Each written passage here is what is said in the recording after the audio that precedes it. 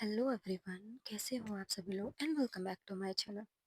So guys, I know ये video बहुत ज़्यादा डिले हो चुकी है एंड बिना किसी देरी के स्टोरी शुरू करते हैं। आप लोगों ने तो प्रीवियस पार्ट में देखा ही होगा, आयशा सानवी की कंपनी ही ज्वाइन कर लेती है। आयशा एंड निया यानी कि सानवी की सेक्रेटरी, दोनों के बीच में बहुत अच्छी दोस्ती हो जाती है एंड आयशा का फ़ोन सानवी के पास था। ऑफिस टाइम ओवर होने के बाद सानवी ने कहा था आयशा अपना फ़ोन वापस ले जा सकती है एंड ऑफिस टाइम ओवर भी हो चुका था, इसीलिए सानवी आयशा को फ़ोन और एक फ़ाइल निया के हाथों भिजवा देती है।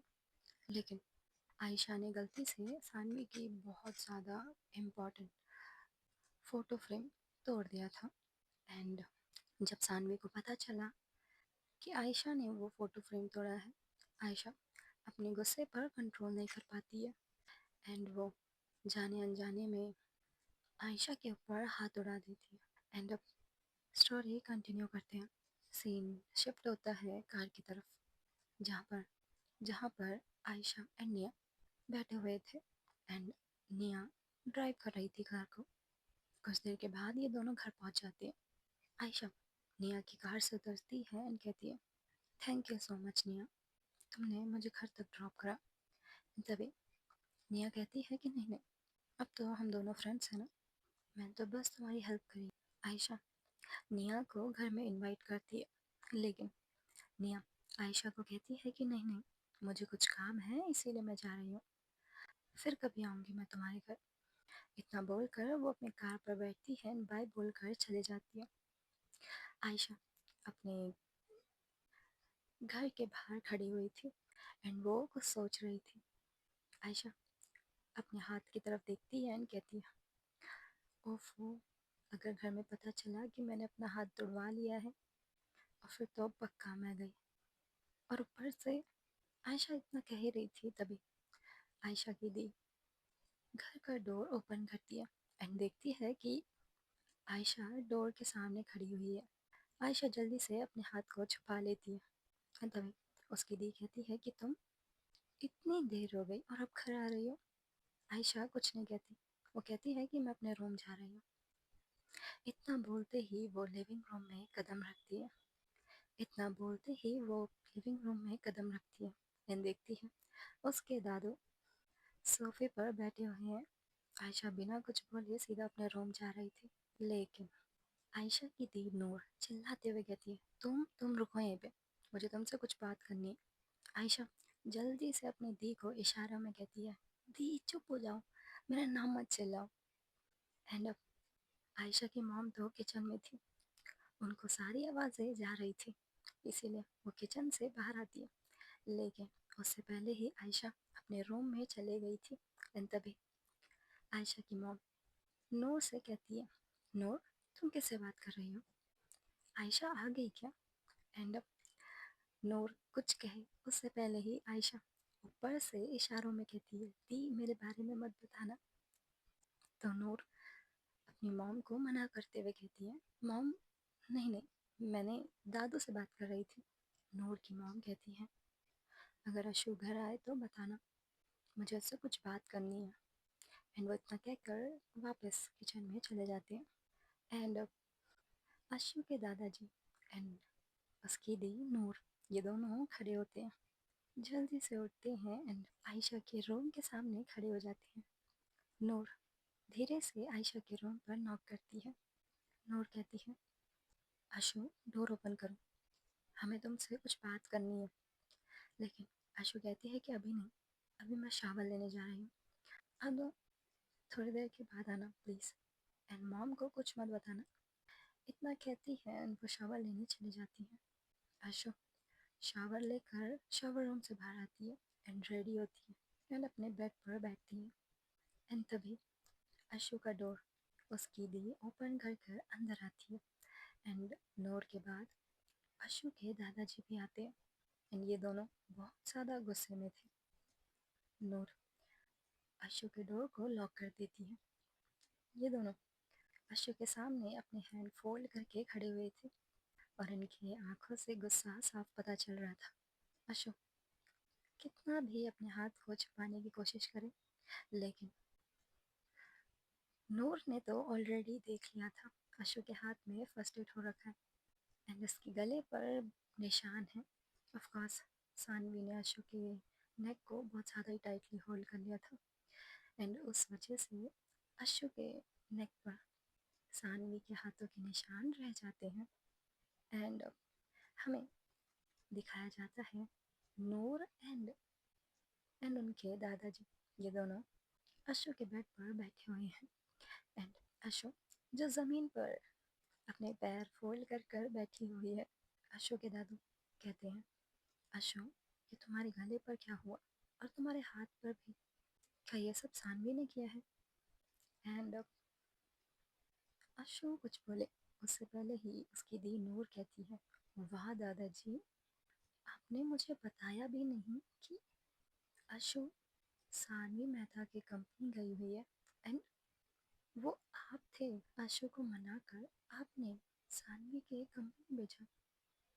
एंड उसके दादाजी नूर की तरफ देखते कहते हैं, ये बात छोड़ो, अभी तो हम दोनों को ये जानना है कि इसको चोट कैसे लगी।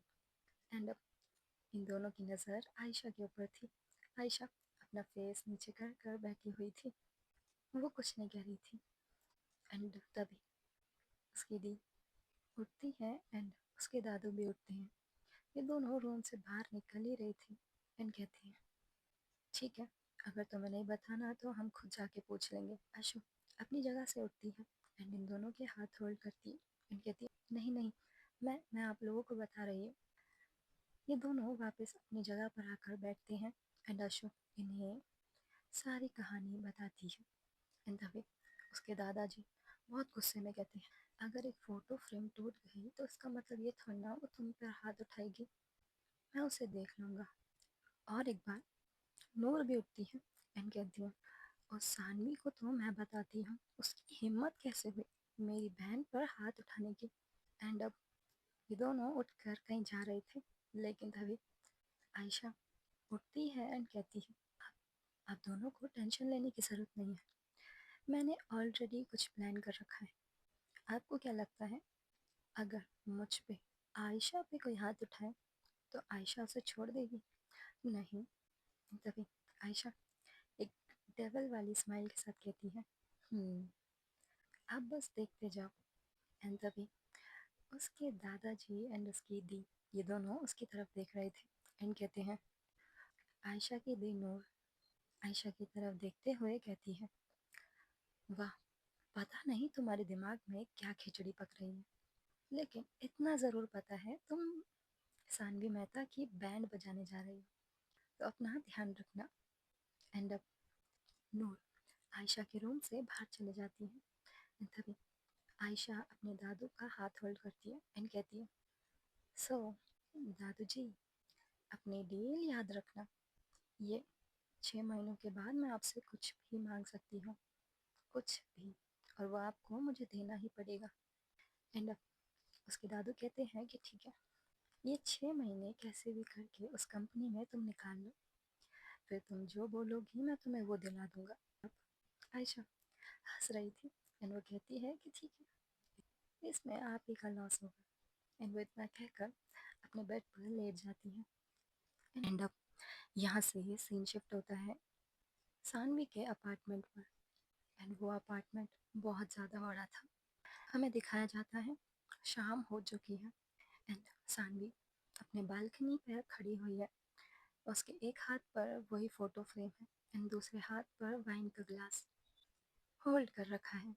सानवी वाइन को थोड़ा सिप करती है एंड सानवी उस फोटो को बहुत बहुत ज़्यादा ही प्यारी निगाहों से देख रही थी, उसकी आंखों में आंसू थे एंड वो वाइन के ग्लास को साइड रखती है, लेकिन गलती से वो वाइन का ग्लास टूट जाता है एंड अब सानवी रोते हुए उस फोटो को देख रही थी, उसकी आँख से आंसू ऐसे बह रहे थे, उस फोटो फ्रेम को वो अपने सीने से लगा लेती है एंड रोते हुए कहती है, मैं ऐसे क्यों हूँ, मुझसे मेरा गुस्सा कंट्रोल क्यों नहीं होता, तुम्हें गए हुए 5 साल हो चुके हैं, फिर भी तुम मेरे दिल और दिमाग में बसी हुई हो। मैं चाहे कितनी भी कोशिश कर लूँ, तुम मेरे दिल से उतर ही नहीं रही हो। एंड सान उस फोटो फ्रेम को देखते हुए बात कर रही थी। एंड वो कहती है, तुम्हें पता है, आज मेरे गुस्से की वजह से कोई एक इंसान मर जाता। पता नहीं मैंने ऐसा क्यों किया। इंसान भी बहुत ज़्यादा रो रही थी एंड उसने बहुत ज़्यादा ही ड्रिंक कर रखी थी। वो उठती है एंड बेड पर जाकर लेट जाती है, लेकिन उसने अभी तक अपने शूज़ नहीं उतारे थे। सानवी जैसी बेड पर लेट एंड अब हमें दिखाया जाता है सानवी बहुत ज़्यादा गहरी नींद में सो रही थी एंड उसकी आंखों से अभी भी आंसू बह रहे थे। लाइक लिटरल वो बहुत ज़्यादा ही हर्ट हो चुकी थी। एंड अब हमें दिखाया जाता है सानवी को फील हो रहा था कि उसके पास कोई तो है जो उसके हेड को सहला रहा है, लेकिन सानवी अपनी आंखें खोल नहीं पा रही थी। वो बहुत ज़्यादा गहरी नींद में थी। एंड हमें दिखाया जाता है कोई तो है सानवी के पास जो उसके बालों को सहला रहा है, जो उसकी आंसुओं को पोंछ रहा है। सानवी सोते हुए एक छोटी सी स्माइल देती है। एंड अब यहाँ से नेक्स्ट डे होता है। सानवी अपने बेड पर उठती है एंड वो देखती है सानवी अपने बेड पर उठ सानवी बेड से उठती है। यहाँ से नेक्स्ट डे होता है एंड हमें दिखाया जाता है सानवी अपने बेड से उठती है एंड वो देखती है कि उसके शूज़ उसके पैर पे नहीं है। एंड उसकी नज़र बालकनी में पड़ती है। वहाँ पर वाइन का वो टूटा हुआ ग्लास भी नहीं है एंड वो फ़ोटो फ्रेम बालकनी में नहीं है। सारी चीज़ें अपनी अपनी जगह पर थी। सानवी उठती है एंड चारों तरफ देखती है, लेकिन उसके घर में कोई भी नहीं था। कुछ तो फील हो रहा था कि उसके आसपास कोई तो था कल जो उसकी हेल्प कर रहा था, जो उसका ख्याल रख रहा था। सानवी वो अपने घर में अकेले ही थी। एंड अब सानवी अपनी आंखें बंद करती है एंड कुछ सोचने की कोशिश कर रही थी। मुझे पता है तुम मेरे आसपास ही हो, लेकिन कभी तो मेरे सामने आओ। मुझे तुम्हें एक बार देखना है। मुझे तुम्हें एक बार देखना है, प्लीज़। सानवी इतना कहते ही लिविंग रूम में आती है एंड वो बहुत ज़्यादा ही रो रही थी। वो ज़मीन पर बैठ जाती है एंड वो चिल्लाते हुए कहती है, बहुत रोने लग जाती है। वो बहुत ज़्यादा देर तक रोती है, बस चिल्ला चिल्ला कर किसी को बुला रही थी। उसके घर पर कोई नहीं था, सिर्फ वो अकेले ही थी। सानवी अपने आंसू पोंछती है एंड वो कहती है, मुझे पता है तुम यहीं पे कहीं हो, लेकिन मेरे सामने नहीं आना चाहती। मुझे पता है जब भी मैं मुसीबत में होती हूँ तब तुम मेरे साथ होती हो। जब भी मेरे पास कोई नहीं होता तब तुम मेरे पास होती हो। मुझे पता है कल वो तुम ही थी जिसने मेरा ख्याल रखा। एंड इतना कहते ही सानवी बहुत रोने लग जाती है। एंड यहाँ से हमें फ्लैशबैक दिखाया जाता है। सानवी अपने कॉलेज में थी एंड वो अभी थर्ड ईयर में थी। वो अपने कॉलेज में थी एंड उसका लास्ट ईयर चल रहा था। सानवी बहुत ज़्यादा ही पॉपुलर थी कॉलेज में एंड उसके फ्रेंड्स सानवी अपने फ्रेंड्स के साथ गार्डन एरिया में बैठी हुई थी एंड वो बहुत ज़्यादा ही मस्ती मजाक कर रही थी। ऑफ कोर्स वो बहुत ज़्यादा ही ब्यूटीफुल थी, इसीलिए कॉलेज का हर एक लड़का उसके पीछे पड़ा हुआ था। हर कोई सानवी को अपनी गर्लफ्रेंड बनाने का सोच रहा था। एंड हमें दिखाया जाता है सानवी हॉलवे से अपने क्लासरूम में जा रही थी एंड तभी सानवी एक लड़की से टकरा जाती है एंड वो लड़की उस लड़की के हाथ से उसकी बुक्स नीचे गिर जाती है। सानवी उसे देखती है एंड कहती है, ओह आई एम सो सॉरी, मैंने देखा नहीं तुम्हें। लेकिन वो लड़की सानवी के ऊपर चिल्लाते हुए कहती है, तुम्हारी आंखें नहीं है, तुम देख नहीं सकती, सामने देख के चलो, चलते हुए बात नहीं करते। एंड वो अपने बुक्स उठाती है एंड वहाँ से निकल जाती है। सानवी की नज़र तो उस लड़की के ऊपर ही अटक चुके थे।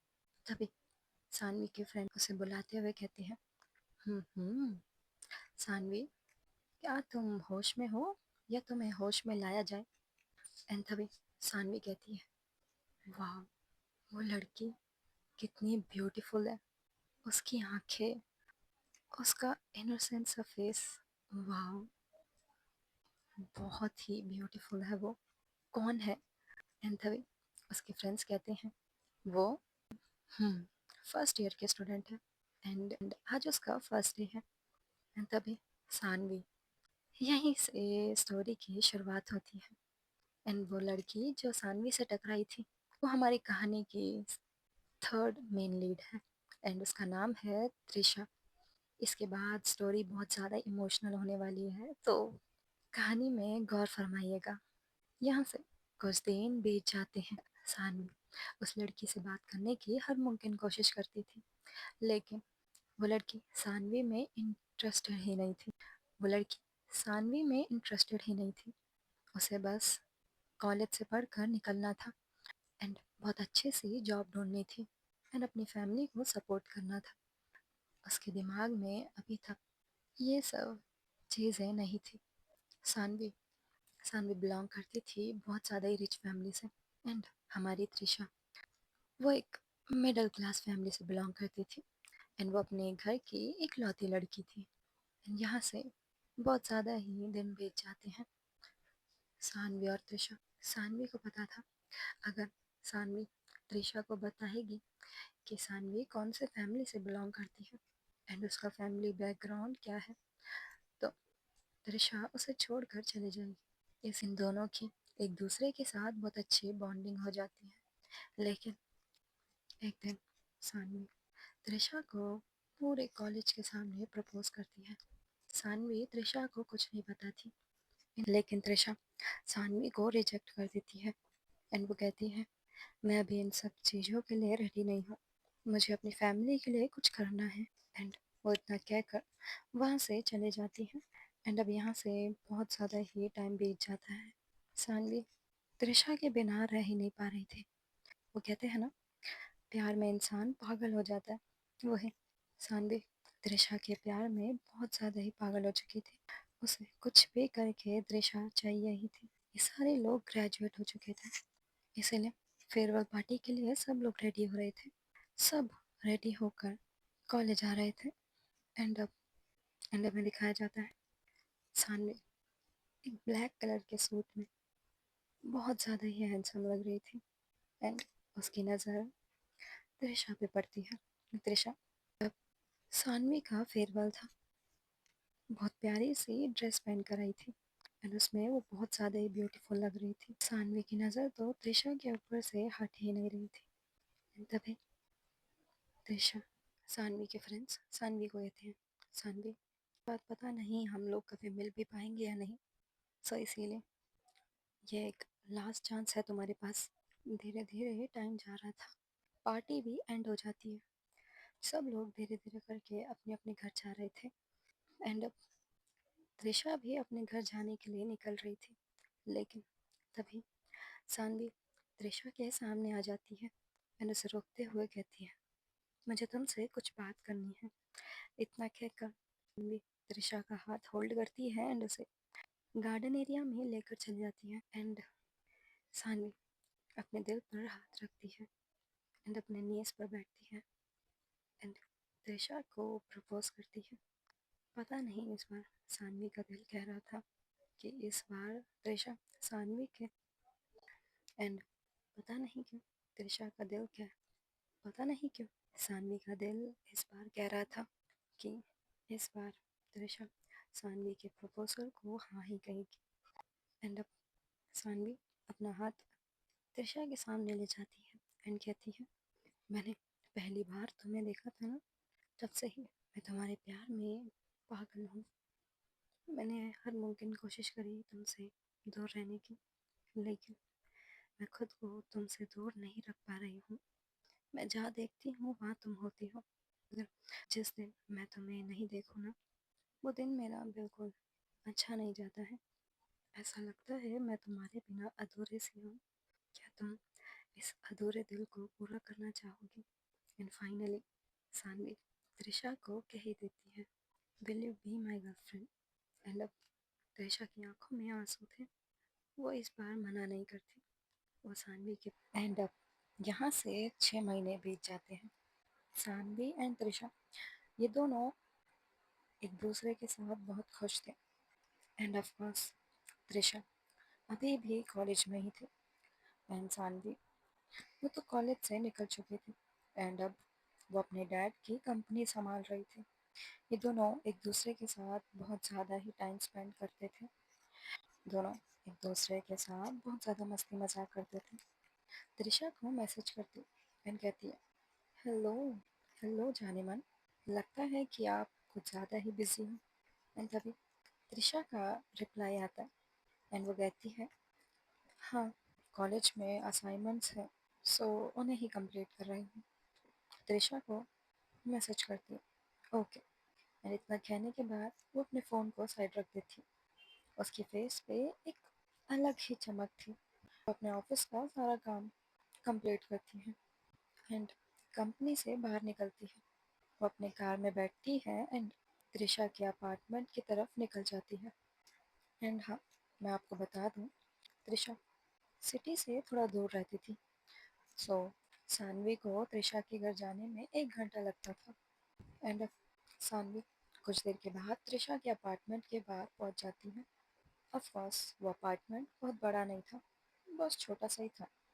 लेकिन हाँ, सानवी को वो अपार्टमेंट बहुत अच्छा लगता था। ऑफ कोर्स, क्योंकि उधर त्रिशा रहती थी। वो कहते हैं ना, अगर तुम्हारे पार्टनर को कोई चीज़ पसंद है तो वो तुम्हें भी पसंद आ जाती है। सो वही, चाहे सानवी कितनी भी अमीर हो, उसके पास कितना भी पैसा हो, लेकिन वो फिर भी त्रिशा से ही प्यार करती थी।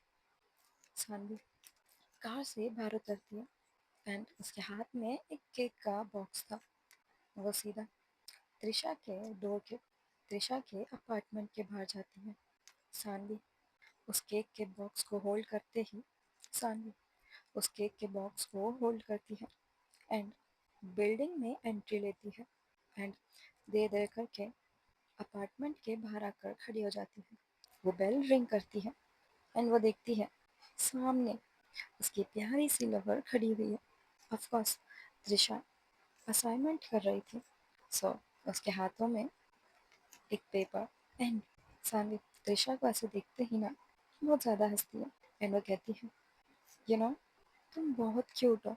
एंड इतना कह के सानवी त्रिशा को किस करती है, लेकिन त्रिशा सानवी को रोकती है एंड कहती है, पहले अंदर तो आ जाओ, कोई देख लेगा। एंड ये दोनों अंदर आते हैं एंड डोर को लॉक करते हैं। सानवी केक एंड बैग को साइड में रखती है एंड वो त्रिशा के पास जाकर उसे हग करती है। पता नहीं क्यों सानवी को आज त्रिशा पर बहुत ज़्यादा प्यार आ रहा था। उसका मन ही नहीं कर रहा था उसे छोड़ के जाने का। सानवी त्रिशा से कहती है, सो आपका दिन कैसा गया? देन सानवी रिप्लाई देती है, हाँ, मेरा दिन इतना अच्छा भी नहीं गया, क्योंकि मैंने आपका फेस नहीं देखा था ना सुबह। एंड सानवी के मुंह से ये सुनने के बाद त्रिशा थोड़ी सी स्माइल देती है एंड वो कहती है कि अच्छा ठीक है, आप यहाँ पर बैठे हैं, मैं पानी लेके आती हूँ। त्रिशा सानवी के लिए पानी लाती है एंड सानवी एंड त्रिशा को एक साथ रहते हुए बहुत ज़्यादा देर हो जाती है। एंड अब सानवी के सर में बहुत ज़्यादा दर्द हो रहा था। सो इसीलिए वो त्रिशा के गोद में सर रख के लेट जाती है एंड त्रिशा सानवी के सर को सहला रही थी। ये दोनों एक दूसरे के साथ बहुत ज़्यादा अच्छा टाइम स्पेंड कर रहे थे। लेकिन तभी सानवी का फ़ोन रिंग होता है, लेकिन सानवी अपने फ़ोन कॉल को अटेंड नहीं करती एंड अब ये कॉल दूसरी बार आ रहा था। सो इसीलिए त्रिशा कहती है कि एक बार अपना कॉल उठा लीजिए। एंड सानवी, ये कॉल और किसी का नहीं, सानवी के डैड का था। तभी सानवी के डैड सानवी से कहते हैं कि तुम कहाँ पर हो और अभी तक घर क्यों नहीं आई? सुन, सानवी अपने डैड की ये बात सुनने के बाद वो थोड़ा सा शॉक में थी, क्योंकि आज तक उसके डैड ने कभी उससे ऐसे बात नहीं करा था। एंड सानवी अपने डैड को कहती है, डैड, मैं एक मीटिंग में हूँ, आज थोड़ा देर हो जाएगा, इसलिए मैं लेट आऊँगी घर। लेकिन सानवी के डैड सानवी पर चिल्लाते हुए कहते हैं, अभी के अभी घर आओ, मुझे तुमसे कुछ बात करनी है। लेकिन सानवी कुछ बोले उससे पहले ही उसके डैड कॉल को कट कर देते हैं। एंड सानवी तो उठ के जा ही नहीं रही थी। एंड ये सारी बातें त्रिशा ने सुन ली थी। सो त्रिशा सानवी को खड़ा करती है एंड उसे कहती है, जाओ, आपके डैड बुला रहे हैं ना, एक बार उनकी बात तो सुन लीजिए, क्या पता कुछ इम्पोर्टेंट काम हो। लेकिन सानवी का तो मन ही नहीं मान रहा था। उसका मन कह रहा था कि उसे नहीं जाना चाहिए। उसे त्रिशा को अकेला उसे त्रिशा को अकेला छोड़कर नहीं जाना चाहिए। एंड अब सानवी तो जा ही नहीं रही थी। लेकिन त्रिशा ज़बरदस्ती सानवी को घर के लिए भेज देती है। सानवी त्रिशा को कहती है, अच्छा बाबा मैं जा रही हूँ, लेकिन मेरी एक चीज़ रह गई है। एंड त्रिशा कहती है कि हाँ, क्या रह गई है। एंड वो इतना कहकर पीछे मुड़ती है। लेकिन त्रिशा के पास जाती है एंड उसके लिप्स पर किस करती है। एंड त्रिशा सानवी को बहुत ज़्यादा ही घूर कर देख रही थी। एंड उसे कहती है, अच्छा, तो ये चीज़ रह गई थी आपके यहाँ। एंड अब सानवी कहती है कि हाँ, अभी तो बहुत सारी केसेस रह गई हैं, क्या करूँ, अभी ले लूँ या कल आके लूँ। लेकिन नहीं, त्रिशा सानवी को रोकते हुए कहती है, हम अब ये बाकी की केसेस आपको कल मिलेगी। एंड अभी जाओ, बहुत लेट हो चुका है, और ड्राइव ढंग से करना, सेफली घर पहुंच जाना। एंड अगर आप घर पहुंच जाओ तो मेरे को एक बार मैसेज कर देना। जब सानवी त्रिशा को गले लगाती है, पता नहीं क्यों उसका मन नहीं मान रहा था। उसका मन बार बार यही कह रहा था कि उसको छोड़कर ना जाए, आज उसके साथ ही वो रुक जाए। लेकिन त्रिशा ज़बरदस्ती करके सानवी को उसके घर भेज देती है। सानवी अपनी कार में बैठती है एंड वो अपनी विंडो डाउन करके त्रिशा को लास्ट बार देखती है। त्रिशा सानवी को देखकर बहुत प्यारी सी स्माइल कर रही थी। एंड अब सानवी त्रिशा के अपार्टमेंट से निकल जाती है। त्रिशा के अपार्टमेंट से वो निकल जाती है। त्रिशा वापस अपने अपार्टमेंट चले जाती है। एंड हमें दिखाया जाता है कि सानवी अपने घर पहुंच जाती है। एंड लेकिन अभी भी उसका मन नहीं मान रहा था। उसका मन बार बार यही कह रहा था कि उसको त्रिशा के साथ ही रहना चाहिए था। लेकिन अब वो घर के अंदर एंट्री लेती है एंड देखती है लिविंग रूम पर उसकी मॉम एंड डैड एंड उसके मामा जी बैठे हुए हैं। एंड इन सब की शक्ल से पता चल रहा था कि ये सब लोग बहुत ज़्यादा गुस्सा है। सानवी इन सब के सामने आकर खड़ी होती है एंड अपने डैड से पूछती है, डैड आपका कॉल आया था, एंड बताइए आपको क्या काम है। एंड तभी उसके डैड अपनी जगह से उठते हैं एंड उस पर चिल्लाते हुए कहते हैं कि तुम अभी तक कहाँ थी, तुम इतनी देर से कहाँ थी। एंड अब सानवी अपने डैड को कहती है, मैं मीटिंग में थी। एंड तभी सानवी के डैड एक और बार चिल्लाते हुए कहते हैं, सच सच बताना कि तुम इतनी देर तक कहाँ थी, क्योंकि मैं अभी कंपनी से ही आ रहा हूँ, और एक और बार तुमने मुझसे झूठ बोला ना तो फिर देखना। एंड अब सानवी कुछ बोले उससे पहले ही उसके मामा चिल्लाते हुए कहते हैं, सानवी हम सबको सब पता है कि तुम कहाँ थी, और इतने दिनों से तुम्हारे बीच और उस लड़की के बीच में क्या चल रहा है। सो साफ साफ बताओ वरना तो। एंड अब सानवी थोड़ी देर शांत खड़ी हो जाती है। सानवी कुछ नहीं कहती, वो एक टक अपनी जगह से हिलती तक नहीं है। एंड कुछ देर के बाद सानवी अपने फेस को ऊपर करती है एंड कहती है, सो ठीक है, अगर आप लोगों को पता ही चल गया है तो मैं आपको बता दूँ, मैं अपने प्यार के पास थी। सानवी इतना ही कहती है कि डैड एक जोर की चांटा खींच के मारते हैं उस पर। तभी सानवी अपने डैड को देखती है, लेकिन इन दोनों के बीच उसके मामा पता नहीं क्यों बहुत ज़्यादा हाइपर एंड बहुत कुछ बोल रहे थे। एंड वो कहते हैं, भाई साहब आप बोले तो मैं उस लड़की को आपके सामने लेकर आके खड़ा करूं। तभी सानवी के डैड कहते हैं कि नहीं, मैंने उसका ऑलरेडी इंतज़ाम कर दिया है। एंड उसके डैड उसकी तरफ चिल्लाते हुए कहते हैं, तुम्हें पता भी है तुम क्या कह रही हो। अगर तुम किसी लड़के से भी प्यार करती तो मैं मानता, लेकिन तुमने तो प्यार एक लड़की से किया है सानवी। अगर ये बात बाहर निकल के आई कि सानवी सानवी मेहता एक लड़की से प्यार करती है, सो हमारी कंपनी की रेपुटेशन कितनी ख़राब होगी। एंड अब सानवी अपने डैड को कुछ बोले उससे पहले ही उसके मामा चिल्ला रहे थे उसके ऊपर। एंड अब सानवी को भी बहुत गुस्सा आ जाता है एंड अपने मामा को देखती है एंड वो चिल्लाते हुए कहती है, आप अपना मुंह बंद करके बैठ जाइए। दिख रहा है ना, मैं अपने डैड के सामने खड़ी हूँ और हम दोनों बात कर रहे हैं, और आपका कोई हक नहीं बनता कि आप मुझ पे चिल्लाएं। आप मेरे मामा हैं, वहीं तक रहें बस। अब सानवी ने तो अपने मामा पर चिल्ला दिया था एंड उसके मामा मुंह बंद कर कर बैठ जाते हैं। सानवी अपने मामा पर चिल्लाने के बाद अपने डैड की तरफ देखती है एंड उसके मामा उसको गुस्से की नज़र से देख रहे थे। तभी सानवी के डैड उसके मामा को कहते हैं, तुम 2 मिनट शांत रहो। एंड उसके डैड सानवी के डैड सानवी को कहते हैं, तुम्हें पता भी है तुमने क्या कर दिया। सानवी अपने डैड को कहती है, मुझे पता है मैंने क्या किया है, मैंने प्यार किया है। एंड प्यार तो प्यार होता है, वो किसी से भी हो सकता है। ज़रूरी थोड़ा ना है मुझे प्यार हो तो सिर्फ एक लड़के से। एंड अब सानवी के डैड उस पर चिल्लाते हुए कहते हैं, तो ठीक है, अब तुम देखते जाओ इस गलती का अंजाम कितना बुरा हो सकता है। सानवी अपने डैड को चिल्लाते हुए कहती है, तो ठीक है, आप अपनी कंपनी अपने पास रखें, नहीं मुझे आपसे कोई रिश्ता रखना है और नहीं मैं आपको अपना मुंह दिखाऊंगी। वो इतना कहकर वहाँ से बाहर निकल रही थी। एंड अब सानवी के डैड उस पर चिल्लाते हुए कहते हैं, तुम अभी जिस लड़की के पास जा रही हो ना, वो इस दुनिया में नहीं है। और इतना सुनने के बाद सानवी के पैरों तले ज़मीन मतलब खिसक जाती है एंड वो अपने डैड के पास आती है एंड कहती है, क्या क्या बोला आपने।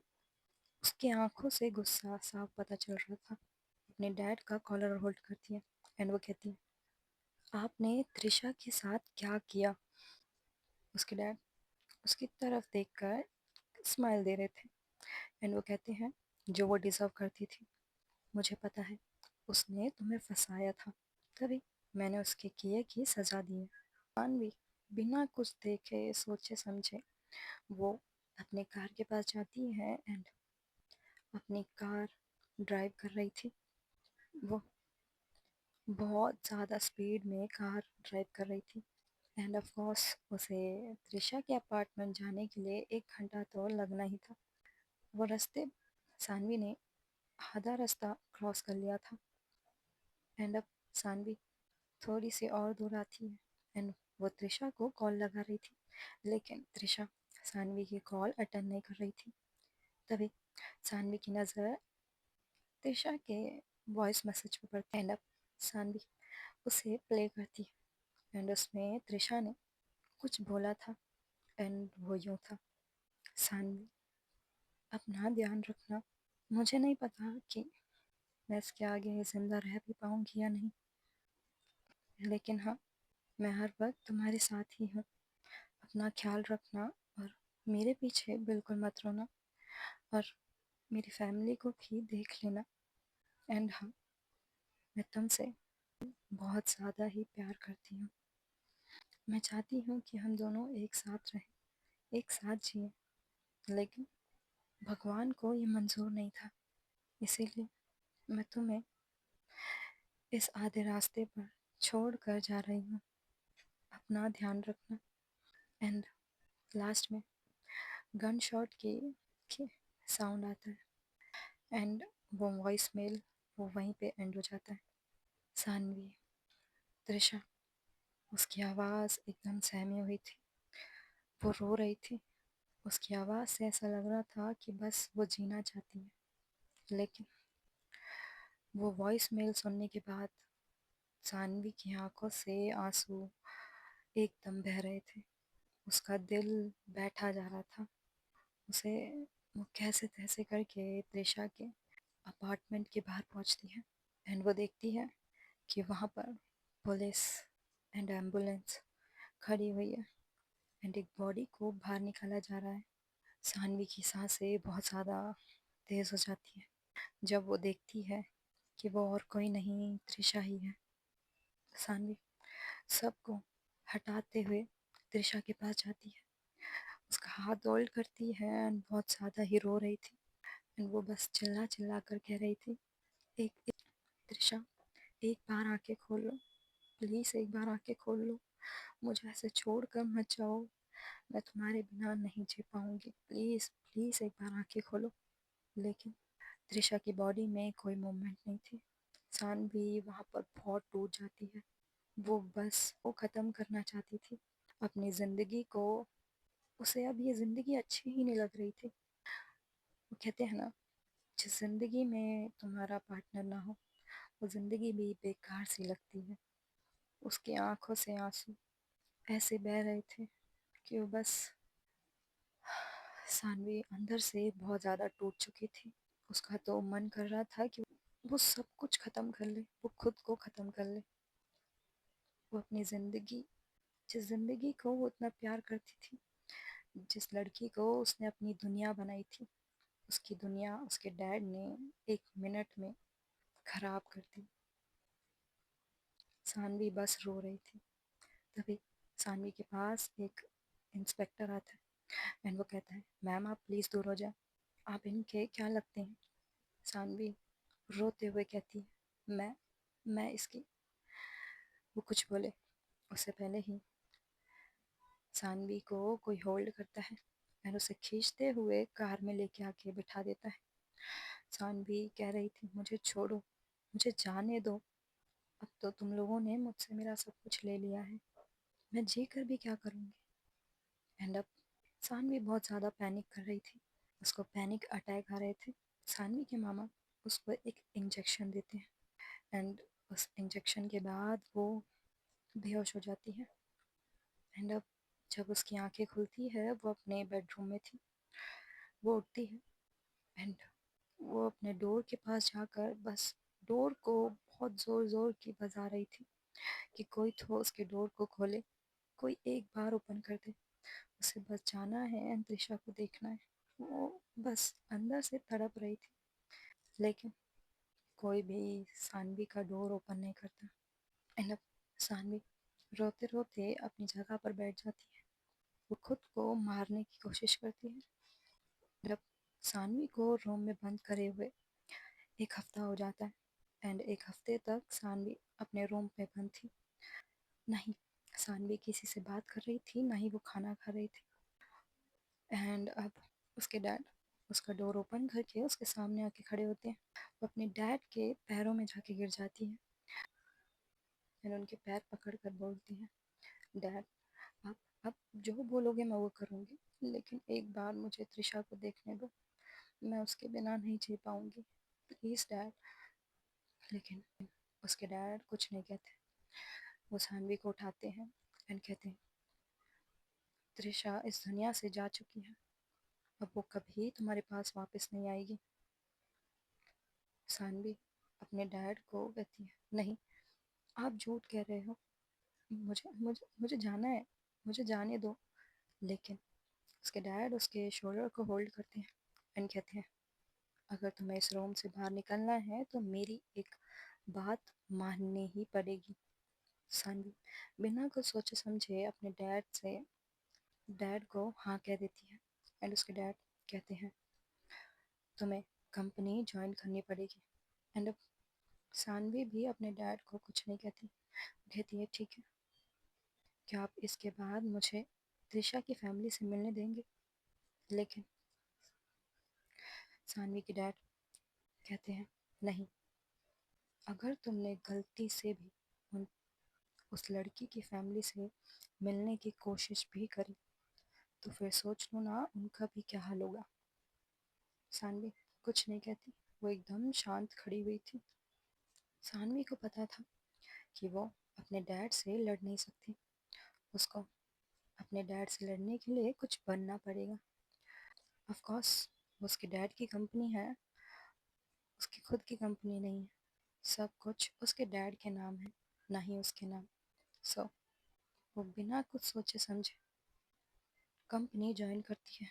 एंड उसने अपने दिल में ठान रखा था कि अगर उसे अपने डैड से लड़ना है तो उसे कुछ बन के दिखाना ही पड़ेगा। अगर अपने डैड को मुंह तोड़ जवाब देना है, अपनी खुद की कंपनी बनानी पड़ेगी, क्योंकि ऑफ कोर्स ये उसके पैसे बिल्कुल भी नहीं है, ये उसके डैड के पैसे हैं। एंड अब यहाँ से 4 साल बीत जाते हैं, और इन 4 सालों में सानवी बस कंपनी जाती थी एंड अपना ऑफिस का काम करती थी एंड घर वापस आ जाती थी। लेकिन इन 4 सालों में सानवी ने अपनी खुद की एक कंपनी बिल्ड कर दी थी। सानवी ने अपनी कंपनी के बारे में किसी को कुछ नहीं बताया था। एंड इन 4 सालों में सानवी के पास 6 से 7 कंपनियां हैं। एंड कंपनी बहुत ज़्यादा ही बड़ी है। सानवी को पता है अगर उसके डैड को ये पता चला तो उसके डैड उससे ये कंपनी छीनने की हर मुमकिन कोशिश करेंगे। इसीलिए वो कुछ नहीं बोलती। इसलिए इन 4 सालों तक वो घर तो जाती है, लेकिन वो किसी से भी बात नहीं करती, ना ही अपने मॉम से, ना ही अपने डैड से।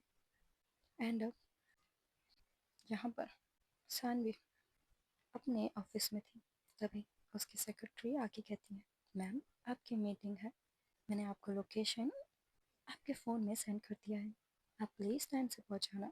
सानवी ओके कहती है एंड वहाँ से मीटिंग के लिए निकल जाती है।